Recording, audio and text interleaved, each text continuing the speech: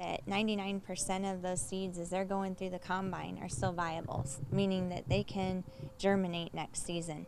So we need to be thinking about that, especially if, right now, Steve, if you're looking at your field and you mostly have palmer in your end rows and not so much throughout the field, some things that we recommended to farmers last year were considering just shredding down the end rows, even disking them down, just to maybe cut down on the seed production, not letting that go through the combine and spreading it throughout the field.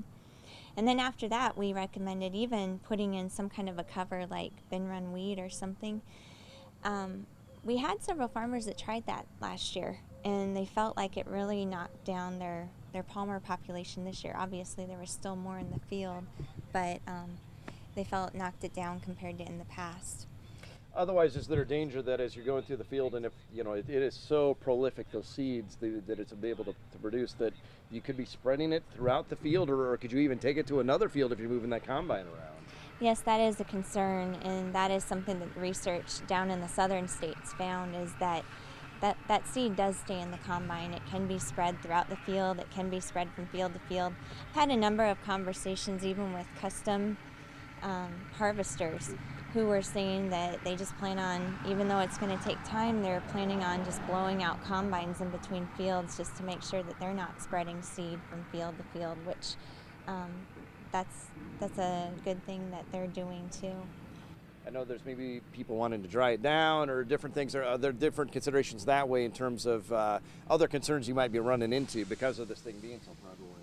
Yeah, so there are concerns with guys being able to even cut through the palmer in some of their fields. So we, at Husker Harvest Days, we were getting quite a few questions on soybean desiccants, basically allowing those soybean plants not only to dry the soybean plants out, but also dry some of the weeds out. Not sure how effective it'll be for the palmer, especially with as late as they need to be applied. They need to be applied at 65% of pods turning brown.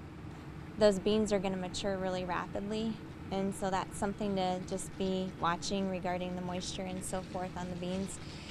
I don't know how quickly the palmer plants are going to dry down in those situations, but it is an option for farmers to consider. So a thought is, from observation, anytime we had more cover on the ground, anytime people had a cover crop of either wheat or rye this past year, or had wheat stubble that they planted into, it seemed like while there was still palmer in those fields, there tended to be a little bit less palmer in those fields.